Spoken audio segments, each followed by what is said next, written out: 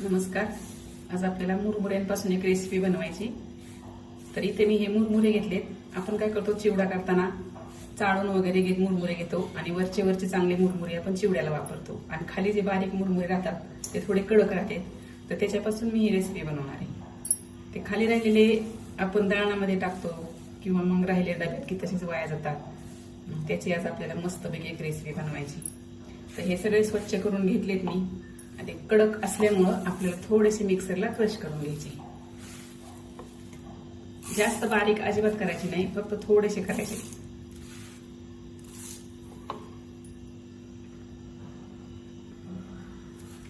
हे असे वाटून घ्यायचं. यात थोडे थोडे मुरमुरे राहणार आहेत तर ते राहू द्यायचे. आता सगळे आपल्याला असे बारीक वाटून घ्यायचे. आता शेवटच्या यामध्ये मी इथं वाळलेल्या 3-4 मिरच्या यात वाटून घेतलेत. वाळलेल्या परंतु लाल घेतलेत. तुमच्याकडे चिली फ्लेक्स असेल तर तुम्ही तेच टाकू शकता किंवा हिरवी मिरची सुद्धा वापरू शकता. आणि थोडे मूठभर मी मुरमुरे तसेच ठेवलेत आखे. आता हे टाकायचे त्यात.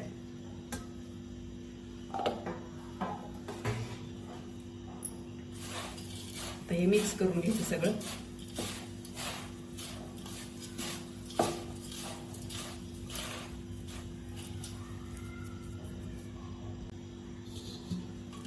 आता मी हे एका मोठ्या भांड्यामध्ये ओतून घेणार आहे.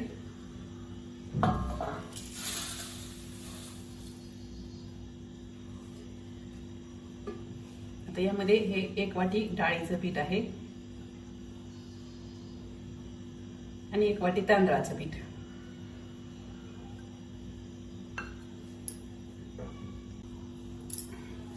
आता यामध्ये आपल्याला काही भाज्या टाकून घ्यायच्या. मी तर डाळीचं आणि तांदळाचं पीठ वापरले. तुम्ही यात कुठलंही पीठ वापरू शकता, ज्वारीचं, गव्हाचं, बाजरीचं. तर आता यामध्ये आपल्याला काही भाज्या टाकायच्या. तर मी इथे गाजर किसून घेतले, थोडी काकडी किसून घेतलेली,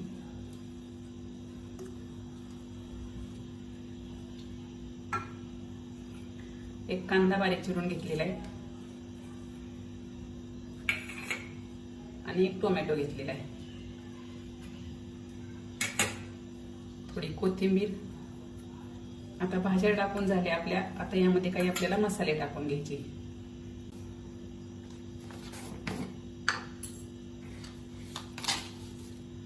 आता यामध्ये आपल्याला चवीपुरतं मीठ टाकायचे.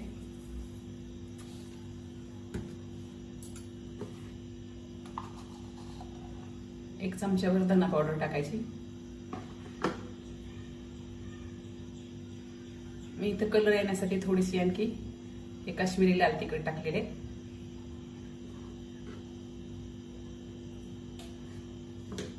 आणि थोडी हळद टाकलेली आणि थोडी वेगळी टेस्ट येण्यासाठी मी इथे पावभाजी मसाला टाकलेला आहे. आता यामध्ये आपल्याला इथे 2 उकडलेले बटाटे ते किसून घालायचे. हा मुरमुऱ्यांचा पदार्थ तुम्ही संध्याकाळी जेवणासाठी सुद्धा करू शकता, कारण यामध्ये आपण भरपूर भाज्या घातले, पीठ वापरले. भाजी पोळीची सुद्धा गरज पडणार नाही हा नाश्ता बनवला तर.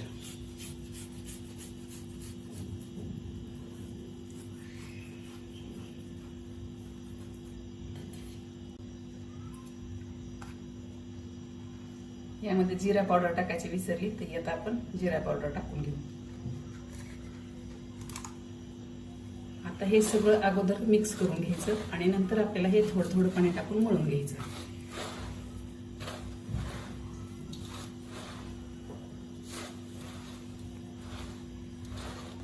याचं आपल्याला थालीपीठाच्या पिठासारखं पीठ तयार करून घ्यायचंय. जर बाइंडिंगसाठी आपल्याला जर कमी पडलं हे तांदळाचं पीठ आणि डाळीचं पीठ, तर आणखी थोडंसं वापरायचं.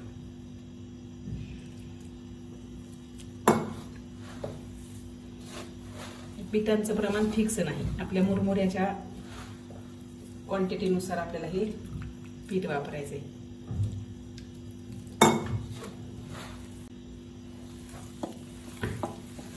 हे आपल्याला थोडं थोडं पाणी टाकून असं मळून घ्यायचं.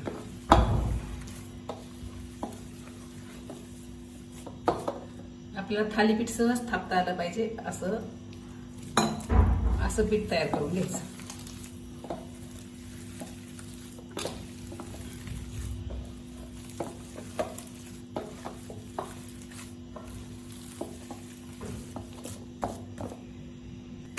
मस्त आपलं पीठ तयार झाले आहे.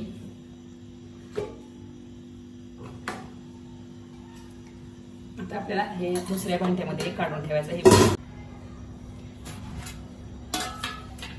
आता आपलं छान पीठ भिजलेले. आता आपल्याला याचं थालीपीठासारखं प्लास्टिक पेपरवर थापून घ्यायचं थालीपीठ. इथे मी हा प्लास्टिक पेपर स्वच्छ धुवून घेतलेला आहे. आता प्लास्टिक पेपरला आपल्याला थोडंसं तेल लावून घ्यायचं.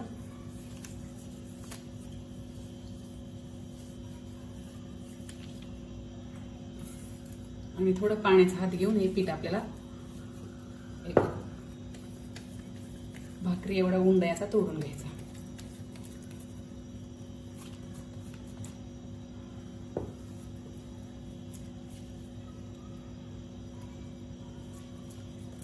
आणि हे आपल्याला जाड थापून घ्यायचं.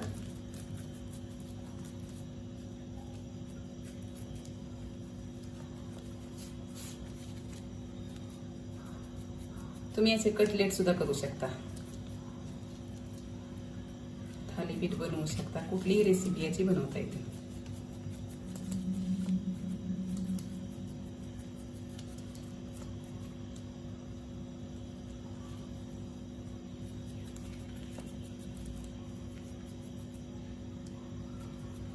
पहा, इतपत जाडीचं आपल्याला हे थापून घ्यायचं आणि वरतून थोडेसे तीळ टाकायचे.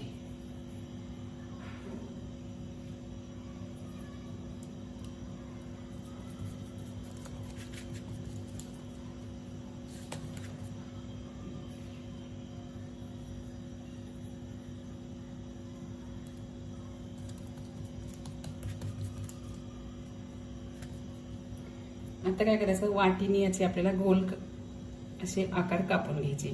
तुम्ही असंच थालीपीठही थोडंसं पातळ करून भाजू शकता. पण काय होतं, मुलांना थालीपीठ सारखा खायचा कंटाळा येतो.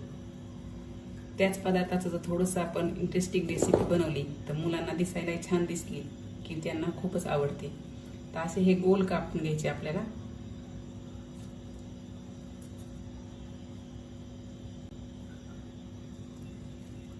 दुसरा कुठलाही तुमच्याकडे आकार असेल तर त्या आकाराचा सुद्धा तुम्ही कापू शकता. याचं आणखी थोडंसं थापून आपल्याला आणखी एक वाटी काढून घ्यायची.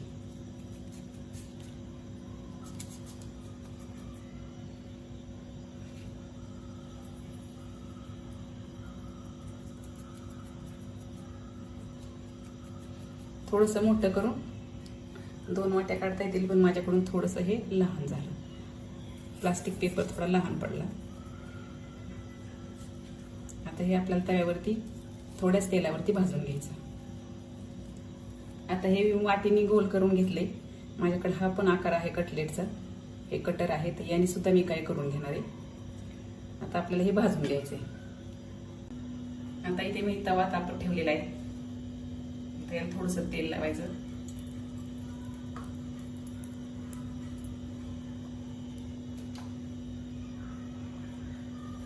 आणि हे तव्यावरती आपल्याला भाजून घ्यायचं.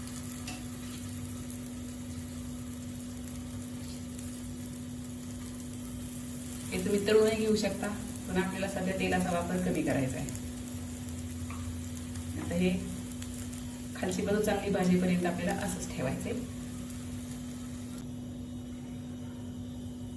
आता वरच्या बाजूने आपल्याला असंच थोडंसं तेल लावायचं.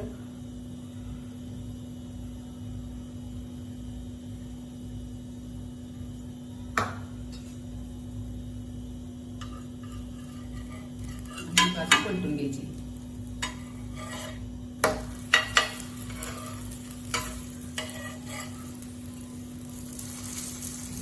छान भाजली खालची बाजू. अशीच आपल्याला खालची बाजू याची चांगली भाजून घ्यायची.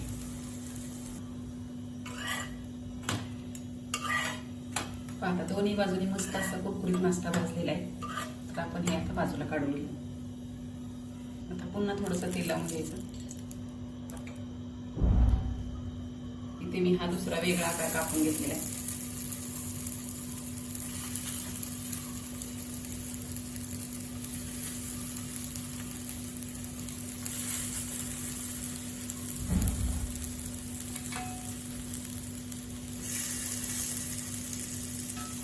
आता आपल्याला असंच क्रिस्पी होईपर्यंत भाजून घ्यायचं. आता हेही आपलं दोन्ही बाजूने छान क्रिस्पी होईपर्यंत भाजलेले.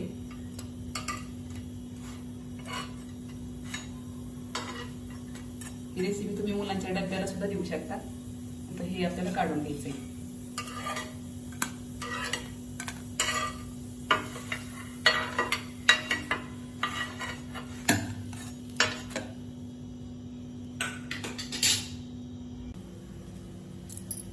मस्त असा आपला मुरमुऱ्यांचा नाश्ता तयार आहे.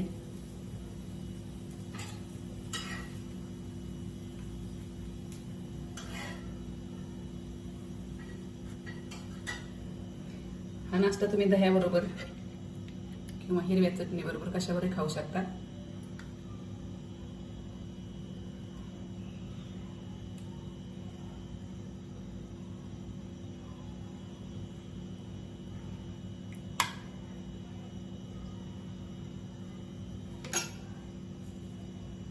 मस्त आपले दोन्ही आकार तयार आहेत.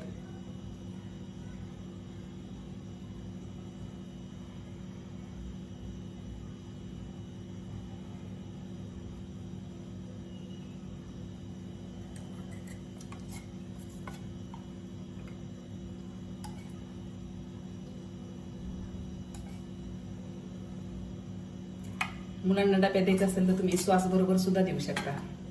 तर मस्त आपल्या ह्या उरलेल्या मुरमुऱ्यांची रेसिपी तयार आहे. अशा प्रकारे नक्की करून बघा. आवडल्यास लाईक करा, शेअर करा आणि चॅनलला सबस्क्राईब करा.